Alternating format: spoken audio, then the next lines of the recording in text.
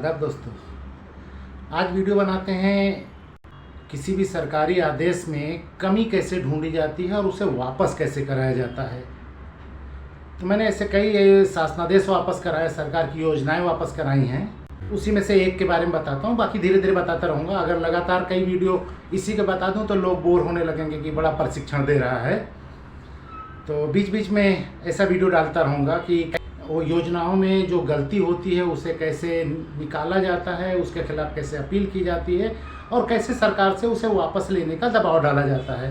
मेरे आइडिया में कभी कोई योजना वापस कराने के लिए, कोई शासनादेश या नियमावली वापस कराने के लिए बहुत बड़ा प्रदर्शन, धरना ये सब नहीं करना पड़ता। बहुत सिंपल सा है, उसको एक क्लिक कर दो तो सीधे वो लोग जान जाते हैं कि इसको वापस ले लो, नहीं तो उल्टे टांग दिए जाएंगे। तो आज बात करते हैं बेसिक शिक्षा विभाग की। मुख्यमंत्री जी ने एक बार ऐलान किया था, आप लोगों को याद होगा, कि सभी विद्यालय जो बिना मान्यता के चलाए जा रहे हैं उनको पकड़ो और सब पे 2 लाख रुपए का जुर्माना लगाओ। मतलब अगर कोई भी व्यक्ति कोई विद्यालय चला रहा है, उसने सरकार से मान्यता नहीं ली है, तो ऐसा विद्यालय अगर शिक्षा दे रहा हो तो उसको पकड़ो और प्रबंधक पे 2 लाख रुपए का जुर्माना लगा दो।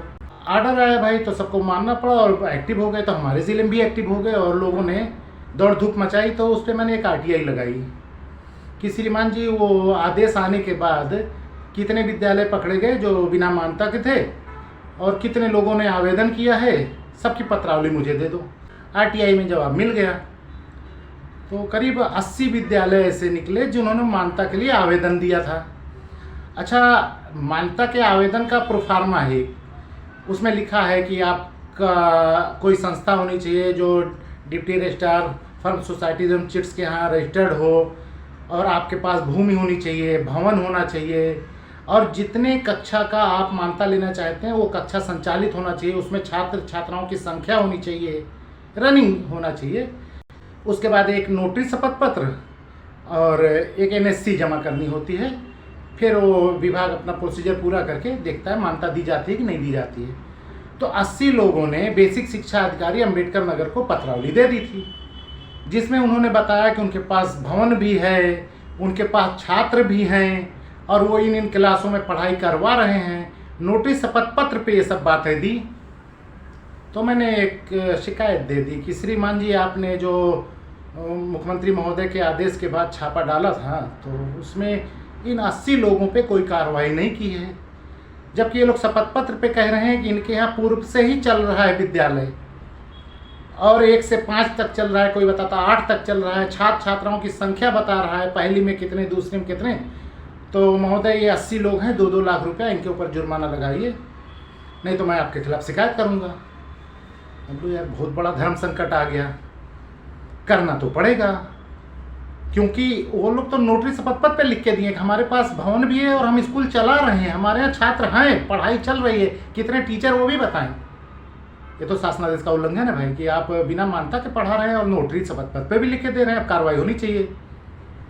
तो विभाग वाले मेरे घर आए क्योंकि इस पर एक्शन लेना पड़ेगा। और 80 लोगों से 2 लाख रुपया तो 1 करोड़ 60 लाख रुपया है, और प्रबंधक बेचारा कहाँ से देगा। वो तुगलक ने फरमान जारी कर दिया तो सबसे ले लेंगे। तो बड़ी समस्या आई। तो लोग आए मिलने की, सर इसमें चाहते क्या हैं और क्या किया जाए, अब तो हमको लेना ही पड़ेगा, फंस गए हैं। लेकिन प्रबंधक लोग बहुत परेशान हैं। देखिए 5-10 प्रबंधक साथ में आए हैं, मारो लेरो बोलेरो से सब आए थे घर पे। तो मैंने कहा कि आप लिखिए, चिट्ठी लिखिए शासन को कि ऐसा फरमान ना जारी किया करें कि जो संभव ही ना हो। मुख्यमंत्री जी को तो ये लोग खबर दे देते हैं कि ऐसे फर्जी चल रहा है, तो उन्होंने एक घोषणा कर दी।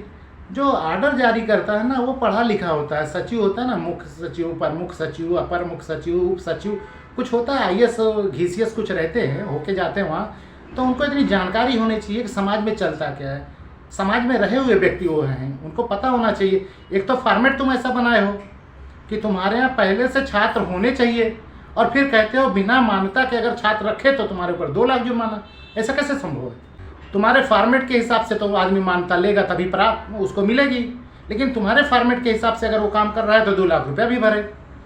तो ऐसा आदेश नहीं जारी करना चाहिए। और पढ़े लिखे हैं तो उनको पढ़ लेना चाहिए कि आज नया क्या जारी कर रहे हैं, पुराने वाले पे क्या साइड इफेक्ट पड़ेगा, ये इसका अनुपालन कराना संभव है कि नहीं, या ऐसे ही लस्टम फस्टम चलाते रहेंगे। तो वो जितना भी हुआ लस्टम फस्टम भी हुआ। तो मैंने एक पूरे प्रदेश स्तर पे एक आरटीआई डाल दी कि कितने लोगों ने मानता के लिए आवेदन दिया, और सबको कह दिया कि जितने आवेदन किए हैं सब ने नोटिस शपथ दिया, सबके ऊपर 2-2 लाख रुपए का जुर्माना लगाओ। तो करीब 250-300 करोड़ रुपए का हो रहा था वो जुर्माना पूरे प्रदेश में जितने गैर मान्यता प्राप्त थे। सरकार ने कहा कि आराम करो यार, थोड़ा इस पर बहुत ज़्यादा मत तूल दो और किसी तरह कह दो सब मान्यता लें। तो उसमें लग बाई चांस ये हुआ, जल्दी जल्दी मान्यता दे दो यार, जिसने जो किया है उसको मान्यता दे दो। तो मेरे इस शिकायत से प्रबंधकों को एक नुकसान तो हुआ कि कुछ दिन वो मेंटल डिस्टर्ब रहे कि क्या किया जाए, तो 2 लाख रुपया भरना पड़ेगा। लेकिन फिर जब सरकार फंसती हुई दिखी तो उसने कहा कि किसी तरह पूरा कर दो यार, लस्टम पस्टम मान्यता दे के ख़त्म करो और सबको रिकॉग्नाइज कर दो, मतलब हैं सब लिस्ट में हैं हमारे, वरना ये फंस जाएगा। तो उसको मेरा भी कोई मकसद नहीं था, ना मुझे मैनेजर के खिलाफ कुछ करना था, ना बेसिक शिक्षा अधिकारी के खिलाफ करना था। मुझे सिर्फ वो जो सचिव, उप सचिव, मुख्य सचिव, प्रमुख सचिव होते ना, उनको बताना था कि पढ़े लिखे हो, थोड़ा पढ़ लिख के कोई चीज़ जारी किया करो और मुख्यमंत्री जी को मिसगाइड मत किया करो कि कुछ भी बोल दो कि ऐसे सर ऐलान कर दीजिए, उनको बता के किया करो। तो मेरा काम हो गया और सभी को मान्यता मिल गई। अब बाद में जो चुरकट टाइप के होंगे उनको नहीं मिला होगा, जिन्होंने फर्जी पत्रावली दी होगी, ना स्कूल रहा, ना भवन रहा, ना ज़मीन रही, बाकी लेकिन सबको मिल गई। तो ये तरीका होता है, जब कोई आदेश जारी हो ना तो उसको पढ़ें, उसके बाद देखें कि वो हमारे क्षेत्र में क्या असर करता है। वो जैसे ये बेसिक शिक्षा का आदेश आया कि बिना मान्यता वाले 2 लाख का जुर्माना, तो मैंने पढ़ा भाई कि देखते हैं क्या है। उसके बाद मेरे यहाँ कितने लोग हैं और कैसे कैसे क्या है, तो मैंने निकाला कि ये तो बिना मान्यता के चल रहे हैं, लेकिन इन्होंने आवेदन किया है और आवेदन के प्रोफार्मा में तो ये लिखा है यार, तो सबने किया होगा, तो पता चला नोटरी देके किया है, तो मैंने आपत्ति कर दी। तो ऐसे वापस किया जाता है। भविष्य में और भी बताऊँगा योजनाएँ कैसे कैसे मैंने बंद कराई हैं, और देखते रहिए और लाइक कर दिया कीजिए, कमेंट ज़रूर कीजिए, अच्छा लगे तो भी, बुरा लगे तो भी कमेंट कीजिए, तो उससे पता चलता है कि कितने लोग ने देखा और क्या वो सोचे। बाकी सब्सक्राइब करना चाहें तो कर लें, अगर आपको अच्छा लगता है तो सब्सक्राइब करें और लोगों में बांटें, सब अपनी मर्ज़ी।